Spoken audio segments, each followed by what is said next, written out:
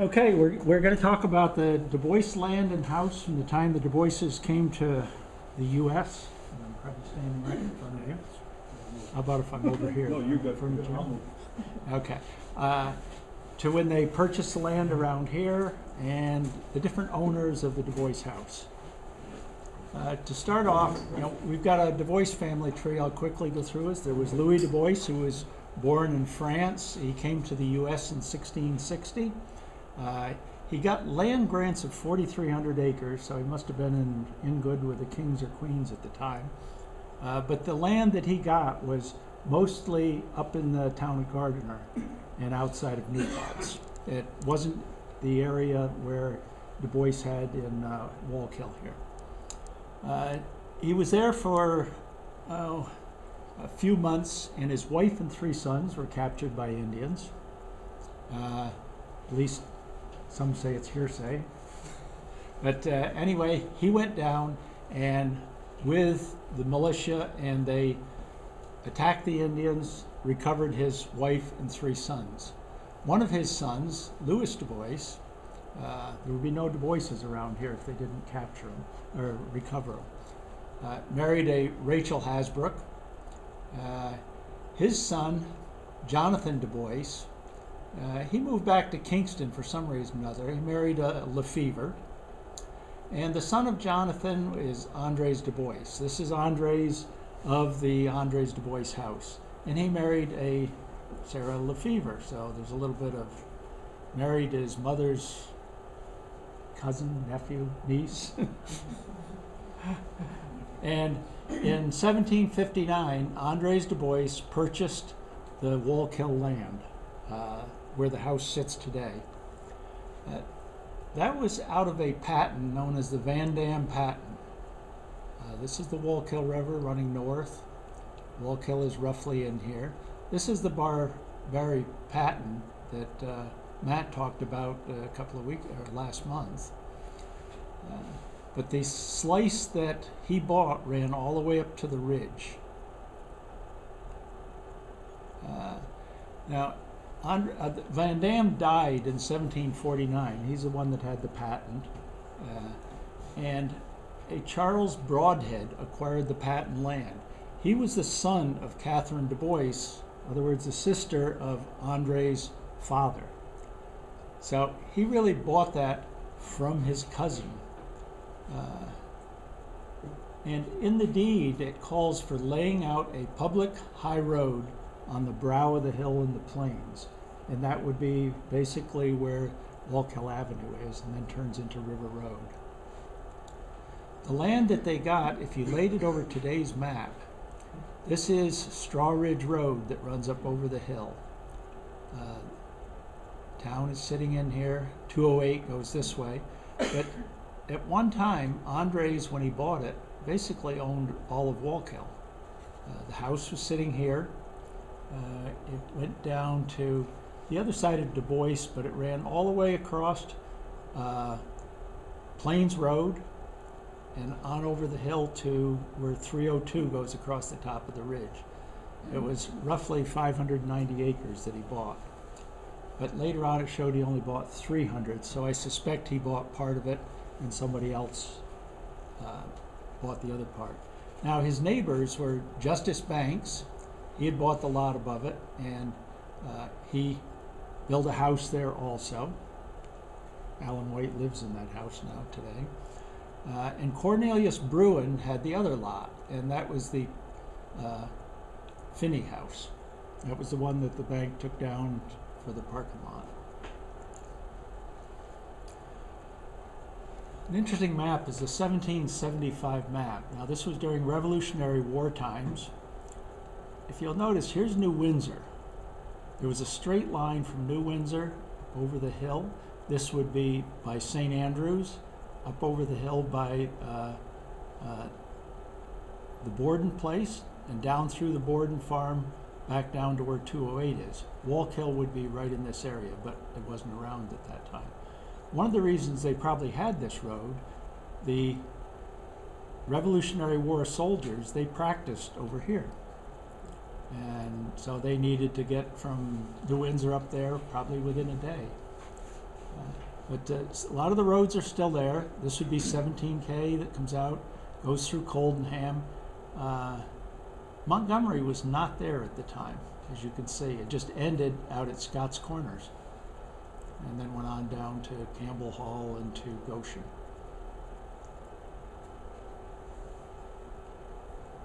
If you lay those roads or the map right over that map, you find that 17K comes across, goes up Drury Lane, crosses where Route 52 was because it wasn't there at the time, and you get to the St. Andrews Road and either goes over the hill by the Borden Farm or down the hill to Route 208. So the roads basically stayed the same from that time. Another interesting map is a 1780s map. The interesting point, it shows a Banks Bridge. And Banks Bridge is sitting right here where Wallkill is. Wallkill is here, and Banks Bridge is a little bit farther down. This is the road that comes over the hill by Borden, and the one that comes up 208, joined, went down a little farther, and crossed the river. I suspect that was down where River Road starts, where the river was very shallow and wide. There's several references to a Banks Bridge. And the Lippincott Farm was just across the bridge from there. So we'll go on to the Andries DuBois house now. The first question is, when was it built? The Historical Society had a architectural assessment done in 2002. And their findings were that the foundation supported a smaller house at one time. It was likely to be made of wood. There was a fireplace that may have been supported in the southeast corner, and you'll see with the foundation in a minute. They also found a layer of ash uncovered circa 1790, and this sort of indicated the house had burned down at one time. The foundation as it is today, in red, is what they think was the old foundation, and in this corner there was another part of the foundation. Now this could have supported one of the Dutch style fireplaces. It would have been very heavy, made of stone, go up through the roof. And this, I don't know if anyone ever aged this, whether that was there or put in later. But in any case, when the house was built later on, it covered the full foundation. So the house was probably much smaller, may not have even had dormers in the top. There was an entrance down here. It may have been a gambrel roof or gable roof, and there were two interior fireplaces. And that was, they figure, was built 1759 to 1769. The fireplace may have gone in this corner. Most of the Dutch fireplaces, they weren't quite straight like this. They were very large at the bottom and tapered up to the top. But they would be very heavy and would have required a lot of support. The house also could have been like this. This could be the foundation, the other foundation that was out there. This is the Finney house, or the Cornelius Bruin house. It's about the same age, similar shape. Except the difference is the roof comes off and it's supported by a porch that would have been the foundation out here. So possibly it could have even been something like this. The Hasbrook house, which is the Hoyt house up on Borden Farm, that's the same thing. It was a roof that came down, was supported by another foundation that would have been out to here.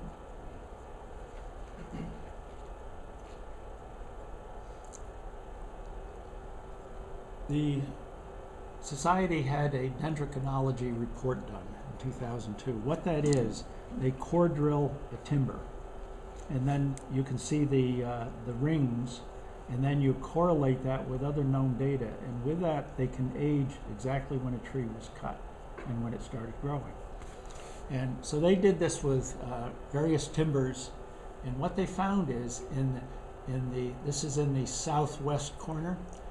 These are the original beams that were done in 1769.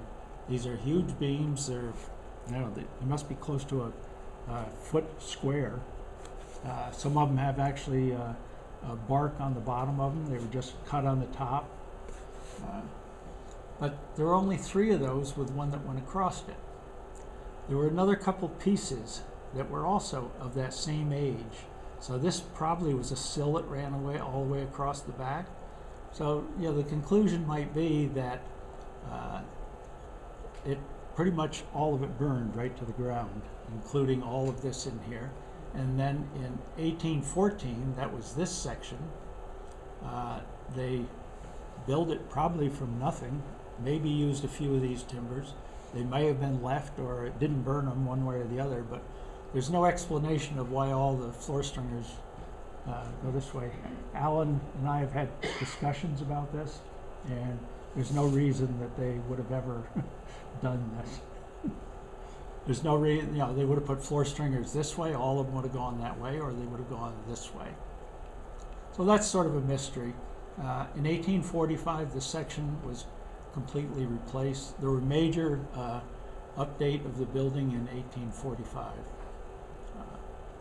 The upstairs was also remodeled.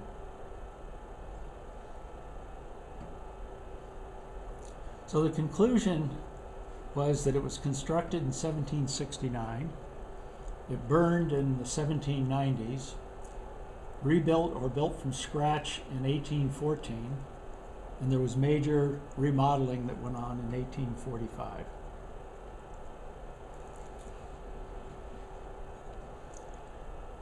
Andries DuBois, he died in 1781 at age 44. It seems like nobody lived too long in this house.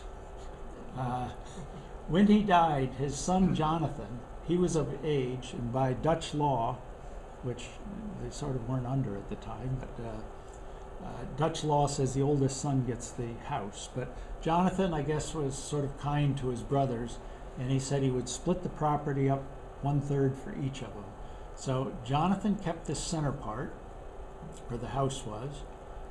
Simon, his brother, took the part, this section. And Andries Jr., who was only 7 years old at the time, got a sliver on the top and a sliver on the bottom. They also got 3 sections up on the hill. This would be where Plains Road is, up over the mountain all the way up to 300. So evidently Andries sold this part of it before he died, or sometime shortly after he bought it. There was one other thing in this. It said that there should be the road lying to the east of the house and barn. The road ran from Banks Bridge to Newburgh. So that sort of confirms that there was a bridge on past the DuBois house. There's no hint of it today. There should be some footing somewhere, but nobody's ever seen any. So DuBois family tree, it's the same, but now we've got 3 sons, Jonathan, Simon, and Andries. The indenture or deed could not be done until the youngest son turned 21. So it was just sort of left that Sarah lived in the house with the 3 boys, and they stayed there, but when he turned 21, then the indenture would take place.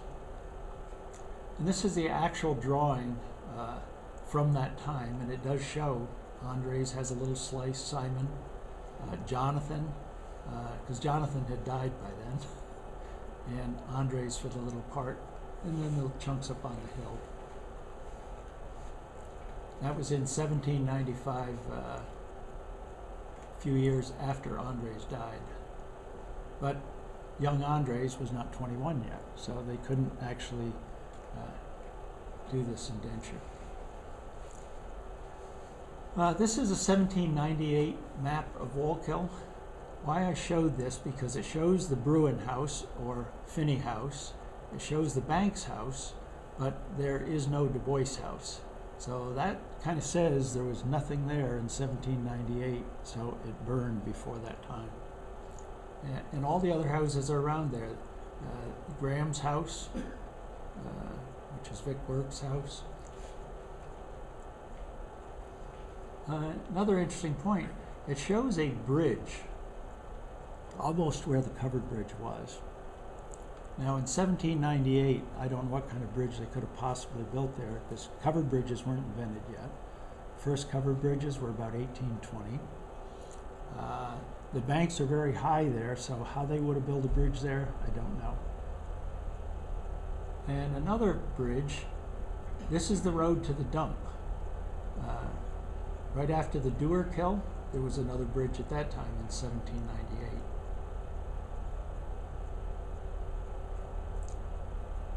Now we go on to the homestead owners.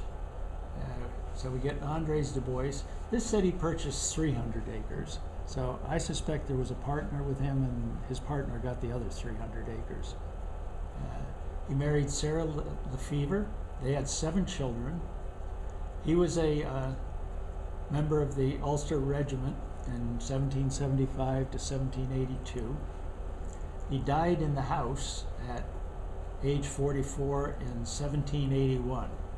And of course there was no will, so Jonathan, age 22, gets the property, but he decided to split it.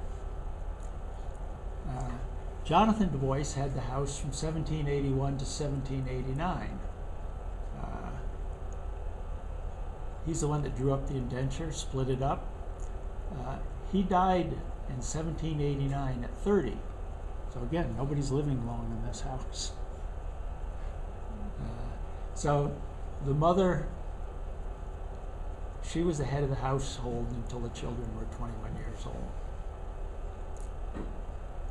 And so this is Sarah and Andries DuBois. They had the house from 1789. This is young Andries. From 1789 to 1809. And this is probably when the house burned. Andries' sister Sarah, she married a Verneuil at the age of 16. And Andries turned 21. And as soon as he turned 21, he sold the homestead to his uncle Simon and Cornelius Bruin. Now Simon had the house, the land to the north of the property, and Cornelius had the land to the south of it. So they probably bought empty land at that time.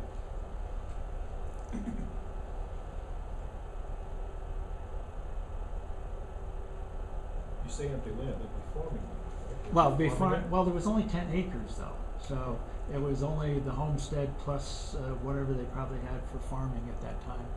Now there was also hints that that may have been an inn during that time, and that young Andries was the innkeeper, but there's no proof of that.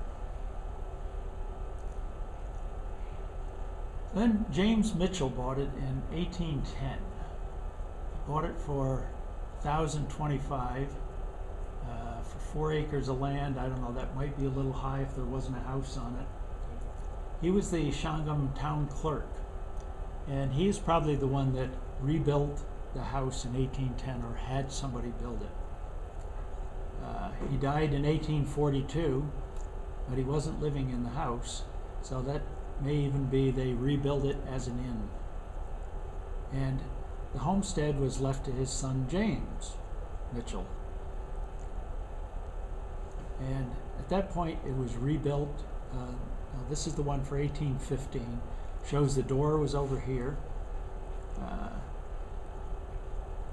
And there was a bit of remodeling. There probably was a summer kitchen on the back. And James Mitchell, he had the place from 1842 to 1853. He married Maria van Wagenen, who was a town supervisor. And it may have still been an inn at that point because he didn't live in the house. Now, it was remodeled in 1845 to make quite a fancy house out of it. All the door casings were fancy. They raised the roof. They made rooms upstairs. So it was major renovation. And he sold it to Charles Reeve. And I checked this several times. $16,000. That's what's in the report. Or they made a mistake, one or the other. And he was a mill operator for the paper mill. And he didn't live in the house. And then he sold it to Simon DuBois again, who had it for another 9 years. He was the grandson of Andries DuBois, the son of Simon and Mary DuBois. And Simon still lived in the 87-acre farm to the north that he inherited from his father, and he died in 1865. Left the homestead to Jonathan DuBois, his son. I'm going to make this a lot clearer in the end, by the way, so you don't have to remember all these people. No test? So Andries was his great-grandfather, and he inherited the 96-acre home farm. He lived on the farm in 1860, that we know, and he married Elizabeth Alsdorf. And he sold several small lots of land. Let me back up. Well, he was also supposedly in a lot of debt and was close to losing the farm. So he sold it to Jacob Tiers, who married Harriet Alsdorf's sister. So this is a sister of Jonathan DuBois's wife. Plus, he bought the 5-acre homestead lot. That's with a house on it and 5 acres. So there must have been like 4 acres across the road, or maybe it even went down to the river then, it's hard to say. And he transferred the property to Elizabeth Alsdorf, or the wife of Jonathan. So this was probably to keep them from losing the house. So Jonathan sold it to Jacob Tiers, and he transferred it to Jonathan's wife. It gets more complicated in a minute. The wife of Jonathan, there's Elizabeth. She had it from 1871 to 1891, and she was a wife. Jonathan had lots of debt, and Jonathan died in 1872 at age 38. Seems like a lot of them never made it much past 40 in that house. 78 acres of the homestead lot was auctioned off, except for the homestead lot. Now, her sister, Harriet, died, and Elizabeth marries her brother-in-law, Jacob Tiers. So, do you remember all this, Mary?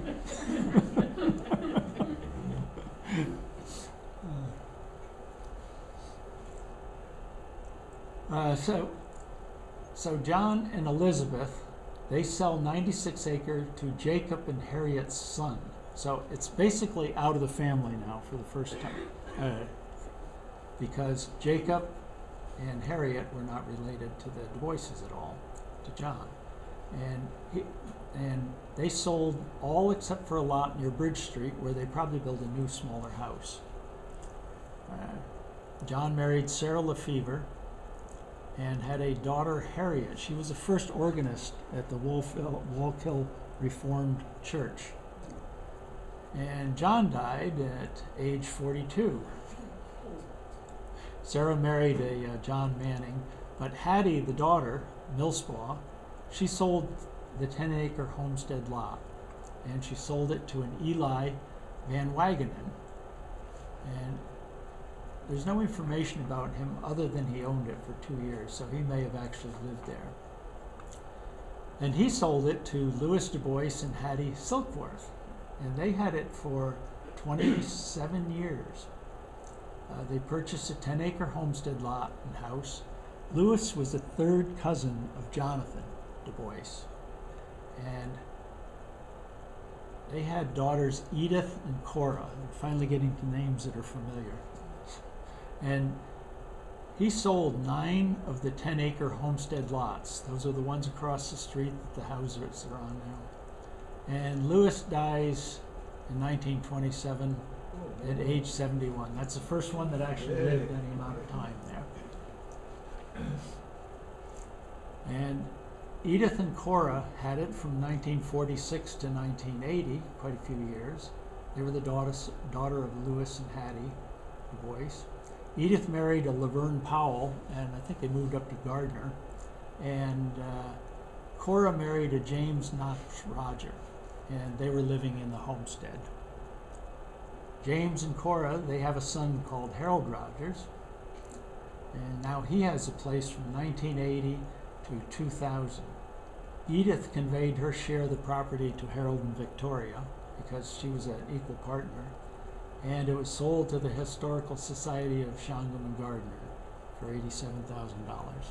So that's quite a path of ownership. To make it clear, here is a family tree. You may want to look at that. I put only the DuBoises in there that were actually relevant for this. But it starts off, Andries is here, it goes to his son, and it goes to Jonathan's son. His son sells it to his uncle. His uncle sells it out of the family to this James Mitchell, probably burned in this area right here, probably before Simon got it. James Mitchell, he built it from the foundation up, but it was the 1850 one, and went to his son, who remodeled it in 20 years later or so. He sells it to Charles Reeve, who sells it back to Simon L. DuBois again, who was the son of Simon L. He leaves it to his son. He dies and leaves it to his son Jonathan. Jonathan sells it to Jacob Tears, who gives it to his wife Elizabeth. Then he marries her. Then they give it to John, the son of Jacob and Harriet. They have a daughter, Harriet. She sells it to Eli Van Wagner. And he sells it to Louis DuBois. The common ancestor is Andres' father. That's where the branch split. And from Louis, it went to the two daughters, Edith and Cora, and to Harold Rogers, and then to the Shangam Society. So I hope that clears it all up. It's a nice way of looking at it anyway.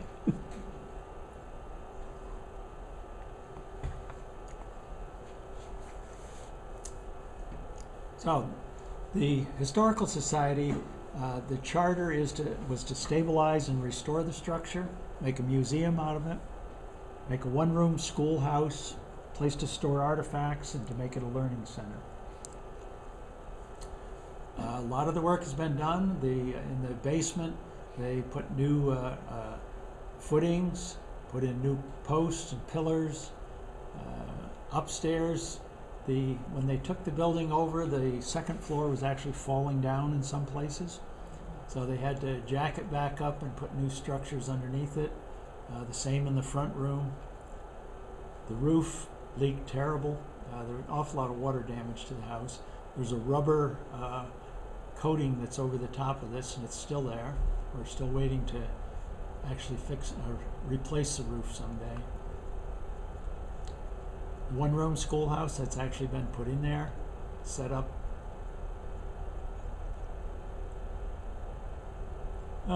Last year we had the house open Saturdays 10 to 2. Bob was the slave driver of that. He drove us all. We're always looking for workers. We can use them. Gutters were put up yesterday and today, so those are done. The grant fell through on the roof to replace it, so we need to start over again on that. If you want to go work at the DuBois house, contact Bob. And that's the end. Thank you.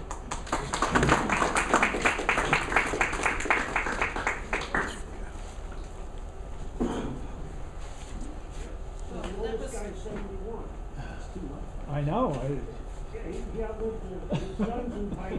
I know, they were all in their 30s and 40s when they died. So. That was great, Al. And I don't know if many of you remember the program we had, I don't think there's many here, when we did Mary with the diary. And that was the Simon that lived up in your old farm up there, right?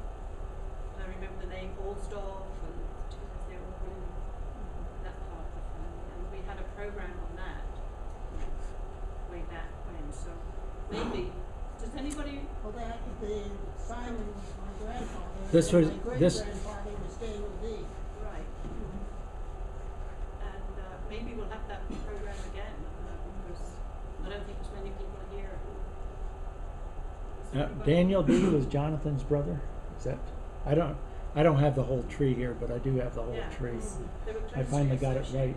I think. Because I remember all these And names. I think Jonathan, I think he lived, down there in where Ed's house, Yeah, you know, just Yeah, yep. right there on the hill. right, I think that's where Jonathan Right. lived too as well. And they were always visiting each other for tea and going across the river to this house and that. So that's been really interesting, and I feel I know a lot more about the place than since when I was there originally when we bought it in 2000. So this has really brought it up to date and explained a lot of things. So thank you very much. Does anybody have any questions? I can print this map out if you, yes. Tony? Is there any, pictures or any kind of, evidence of the other bridge that went across Bridge Street? Well, we've got lots of pictures of the covered bridge, but we don't know what was there before that. You know, the one slide in there where it showed in 1798, it showed a bridge, and that was right across where the covered bridge was. Right at that spot? Yeah, so, and it would have had to be a fairly high bridge to get to the bank on the far side.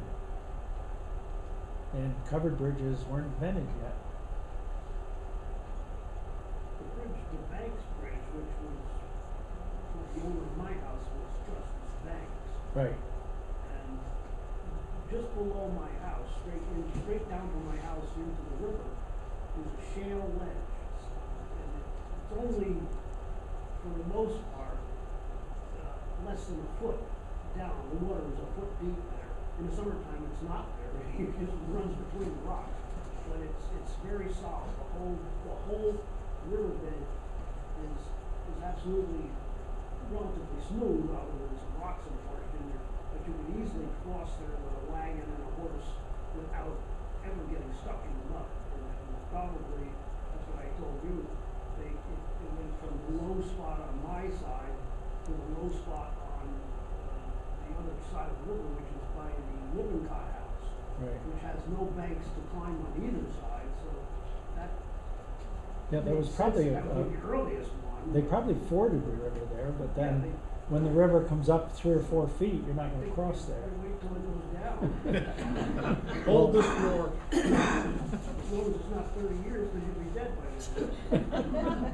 There's, Yeah, I don't know, but I don't think, I always thought about that too, but the river now has various floods and not floods, and then, but that's because of the development and, and down in, it rolls, the Walking River runs north, as everybody knows, and not many rivers in the world run north, for some reason it does.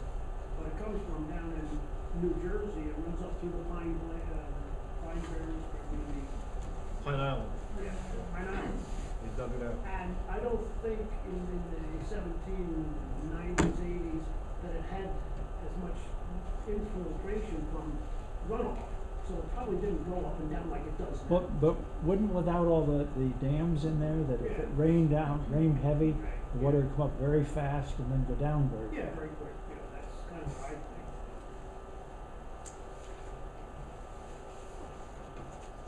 Well, let's give Hal a hand, and if you have any questions, Oh, you have, I'm just curious about the maps. Where do these maps normally reside? The 1775 map? these are all digital. We don't have the original of any of these. One of them came from the Kings Hill organization. Another one we found down in New Windsor, in the museum that's down there. But they're all pictures of them. But where the originals are, well, that was an original that was down in, where did we find that? Not, yeah, at Knox headquarters there. That was the 1798. That's where I found the first Banks Bridge reference. And the 1775 map? That's the one that came from the Kings Hill. And how far does it extend? That's pretty much all of it. Yeah. They were only concerned about Kings Hill, where the cross is up on the hill. Yeah, right.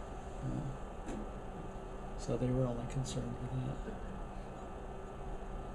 Yeah, this map.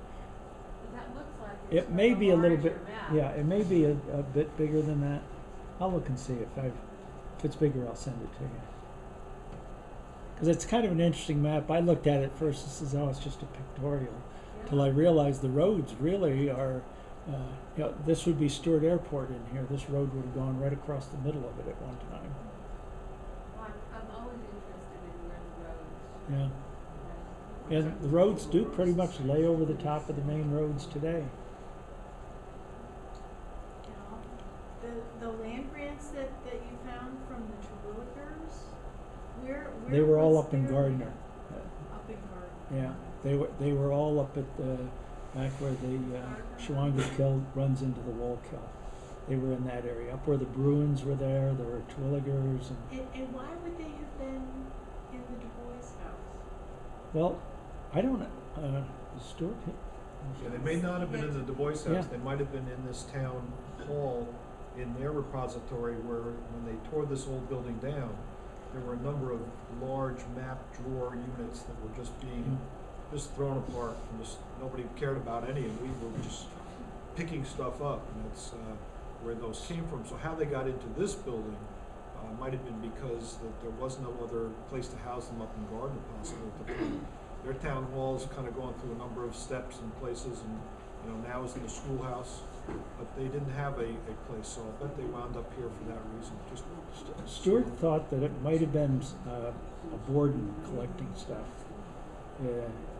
He said that there was somebody there that was collecting all the old documents and gave them to the town, but he wasn't sure.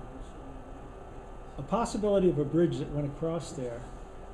This is actually where the covered bridge was. The covered bridge was torn down, and after they had to close the concrete bridge for repairs, they rebuilt this temporary bridge. So this could have been something that was built down to Banks Bridge or even the Cornelius Bruin Bridge, because that does go up to, meets the bank on the other side. And it's nothing more than wooden logs and filled with stones.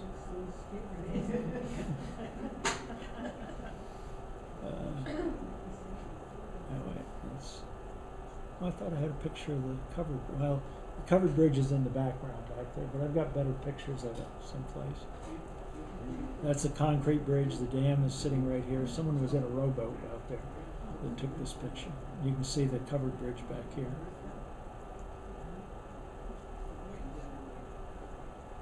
What happened to the covered bridge? When they built the concrete bridge, they tore it down, or it fell down. If you wanted to use it for a walkway or something. Use everything else for it.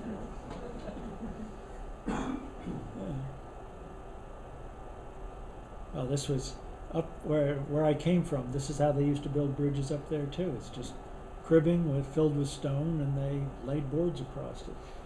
And every winter, the ice took it out, and they'd a couple of days, and they'd put it back again. There's one in Gloucester in the center, cement. I know. I looked at it today. That's that's chewed about halfway into it now. It's not gonna, if we get another high flood, It'll be gone next winter.